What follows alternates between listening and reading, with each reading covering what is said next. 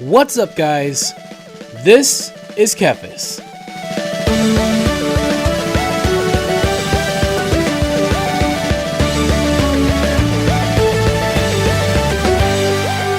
So, as we enter a new decade, as I said in the last episode, I've been reflecting over the past 10 years, not only for WoW, but for gaming in general. And, man, I think I'm going to release a top 10 video games of the decade, because it's crazy to look back at the past 10 years in gaming as a whole. And there have been some amazing games that have come out in the past 10 years. I mean, everything from Minecraft to Breath of the Wild. It's been a crazy 10 years. And I think that what really bothers me is the sad thing that I think a lot of people are going to look back on the past 10 years with a lot of negativity, I should say. And rightfully so, because I feel like the past 10 years, gaming has been on a downturn as a whole. Even though there have been some truly amazing improvements to gaming, probably some of the best video games ever have come out in the past 10 years, but also the way the industry has taken a turn towards gross monetization and different things like that. I mean, even like, look at World of Warcraft. We were reflecting on WoW in the past 10 years.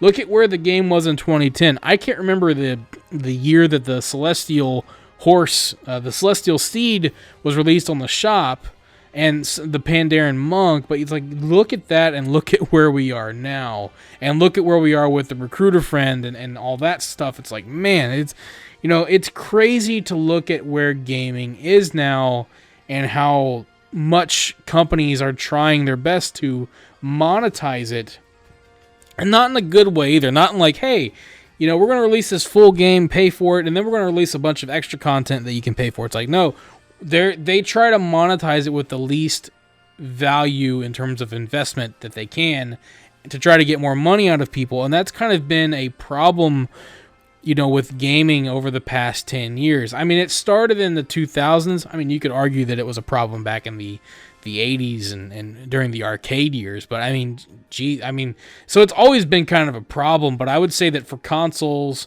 ever since since Nintendo came out, and you look at where gaming has been, there have always been different problems. I would say that, you look at shovelware back in the Atari days, even like on the Super Nintendo, like old consoles, like all the crappy games that were released just to cash in, that was a problem. But now we have a different problem where, third-party AAA games that you pay full price for are also finding sneaky ways to monetize, and just the different things that they are trying to do to get more money out of you, to entice you to buy more things. I mean, it's obnoxious.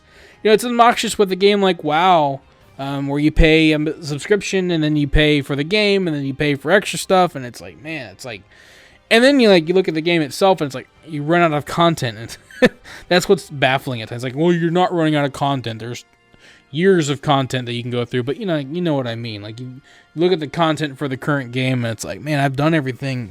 There's not much else to do except buy this, mount that they released on the store. And it's like, man, that's kind of an example of where gaming has gone for the past 10 years. And it's like, I think when I'm frustrated by that, it's like, you look at any other product that you would ever buy, or anything like that, you would never accept that kind of treatment from a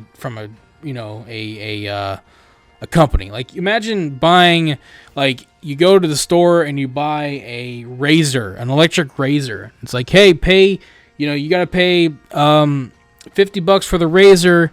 If you want the cord, you got to pay an extra $15, and then you have to pay an extra $10 a month to use the razor. Otherwise, the razor won't work. It's like, man, I guess it's a little bit different, though, for a game like WoW, because there's servers and they got to upkeep them. And I don't necessarily think it's bad to pay a subscription, I suppose, for a game like that. That hosts their own servers, and it's a game that is ongoing. They keep adding new content for. I don't think it's that bad with games like WoW or Final Fantasy 14 or other MMOs. It's not that bad, but still, there is something to, like, just the amount of money that you're putting out. I mean, take a game like Smash Ultimate, where they're hey, here's all these characters, you've got this full roster, Now we're going to add a few extra. You can buy them individually, or you can buy the bundle for a cheaper price. And it's like, that's fine. I have no problem with stuff like that. But then when you have things like, hey, here's this, mount for $30 or $25, it's like, whoa, brother, like that, hold your phone. Like, that's a bit ridiculous. Or even like services, like you pay all this money just to like improve your enjoyment of the game a little bit. I remember people used to justify that crap by saying like, well, they do that so that way it discourages people from doing it all the time. And it's like, they don't have to do anything. It's not like there's somebody over on the other end of that transaction flipping a switch so that you can now, have that thing for your character. That's not how it works. So it's just, I don't know. It's kind of sad. I apologize if I've been negative over the past couple of videos, but it's just, reflecting on the past 10 years, it's sad to look at where games are now, and you look at all these amazing games that have come out, but you also look at how much attention has been put towards companies like EA and Activision for all the crap that they do. I mean, Battlefront 2 will be remembered. Black Ops 4 will be remembered. All these other games that have come out that have done so much, crap. I don't know, man. I hope that the next, again, just like with WoW and hoping that things can turn around, I hope that the next 10 years will be different, and maybe companies will learn, because there are a lot of other companies out there that, or even, game developers or whatnot that just want to make good games and give people a good product. And you'll notice a lot of times those are the ones that are sticking around. I mean, look at the Nintendo Switch. And I'm not saying that they don't they don't do some of the same stuff, but look at how much the Nintendo Switch has rose, considering look at where Nintendo was 10 years ago. I can't remember when the Wii U came out, but just thinking about where Nintendo was a decade ago versus where they are now, it's like a completely different story. Nintendo has been like a phoenix rising from the ashes, and just the good camaraderie that they've built with their consumers and making good games, making a good console, innovating, doing things like that. I mean, that's what Nintendo's always done. I think that when Nintendo was at its lowest, a decade or so ago, you can at least say, well, it wasn't because they were doing the crap that EA was doing. They weren't like trying to nickel and dime you for every little thing. They were trying to innovate. They released the Wii, and it was pretty amazing at the time. It blew up. But it didn't translate very well, unfortunately. But you can't really fault them, aside from just saying, well, it didn't work. Maybe don't, implement motion controls in every game. Give people the option. That was kind of a mistake. But at the same time, you can't fault them for trying to innovate. And that's the reason why they were on a downturn, because their innovation didn't work. And it kind of the same with the Wii U. It was kind of a failure of marketing, still trying to innovate. It was kind of like the version 1.0 of the Switch, and then when they released the Switch, they got it, and they've struck lightning in a bottle. They've really hit a home run. We'll see where that goes when the next generation of consoles comes out, with the Switch. But hey, Nintendo has always tried to create quality products that people want to have, and they make games that people will want to play. When it's in the hands of Nintendo, that always seems to be the case, and I think that's why they have such goodwill with so many fans. But a lot of I hate to say it, but a lot of the Western developers and Western companies are really bad about this monetization stuff, and a lot of them have built some negative attention and have felt the effects of the negative attention and the stock markets and all that kind of stuff. And, so I don't know where things are going to go for the next 10 years, but I do know that there is a thing that can happen in any industry, and it's where the bubble pops.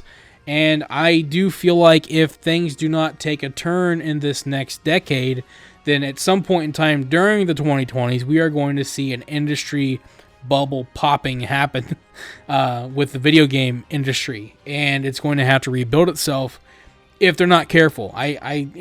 People, an industry can change anytime. Gaming can go from being the most popular industry out there and the most consumed industry in terms of media, It can go from that to being that thing that people used to do back in the 2000s and the 2010s, and no one does it anymore. That can happen, and it really can. And I feel like if things don't improve with the gaming industry and with the way developers treat their consumers and not being consumer friendly with all this monetization crap, I mean, it's just ridiculous. And if things don't change, I'm afraid that that's where the industry is going to go. I'm not saying it will. I'm just saying it's entirely possible because people more and more get fed up. And, you know, the next generation may not be as into it, you know, as the current generation is. You never know what's going to happen. And that's the kind of stuff, like, you think about, oh, they're doing the smart business thing. It's like, no, they're not. Maybe in the short term,